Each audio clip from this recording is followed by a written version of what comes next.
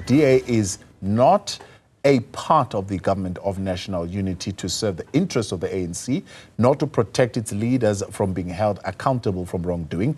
This was the clarity issued by the party as it navigates the complexities surrounding its new role in the GNU. There was an uproar following comments by the DA's federal chairperson, Helen Zille.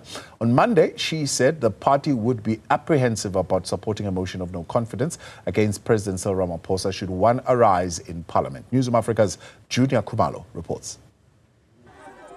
The DA is at pains to clarify its role in the government of national unity.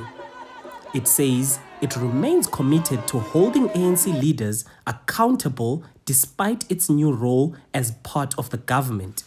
We are in a new space, and that new space is of one adjusting into government as part of the partners of the GNU, and another is we have to always remain faithful to the values of our constitution. And it would not be prudent for a partner in the government of national unity, for instance, to be voting for a motion of no confidence or an impeachment against your very partner. The clarity comes after there was some uproar following DA Federal Chairperson Helen Zille's utterances on Monday. She said during a radio interview the party would be apprehensive to support a motion of no confidence against President Cyril Ramaphosa should one be raised in Parliament.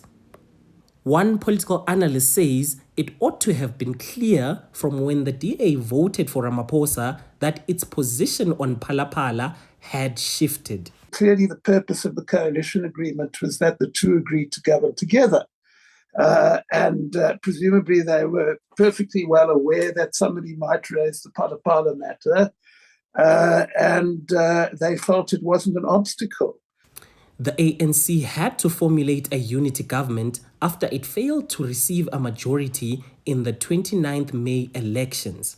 At the first sitting of the National Assembly last week to elect the president, the EFF tabled a motion to institute an impeachment committee on Ramaphosa, citing a lack of finality in Parliament's initial handling of the matter.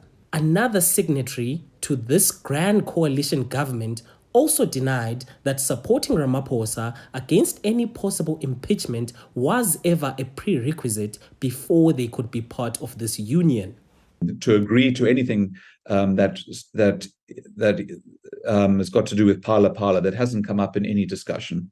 Parties who have signed up to the GNU have come under fire, with some accusing them of being used by the ANC to maintain the status quo where the executive in the main fails to be held accountable. We are going to defend and block any oversight mechanism on Phala, whereas Section 42(3) of the Constitution directs members of Parliament, including parties in Parliament, to play an oversight mechanism over the executive. Therefore, it means this coalition is there to protect the interests of the ruling elite.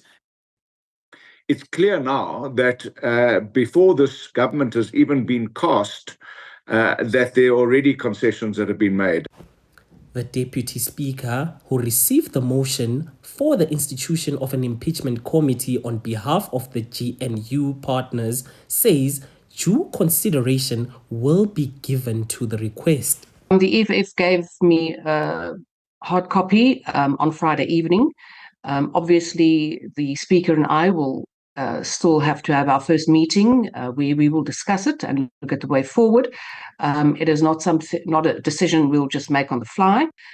We will have to look at the constitutional requirements, the rules of Parliament, and decide according to that. Previously, opposition parties lodged court challenges against the Public Protector and South African Reserve Bank reports that cleared Ramaphosa of any wrongdoing in the Phala matter. The legal proceedings are still to be finalized. For Newsroom Africa on Channel 405, I'm Junior Kumalo in Johannesburg.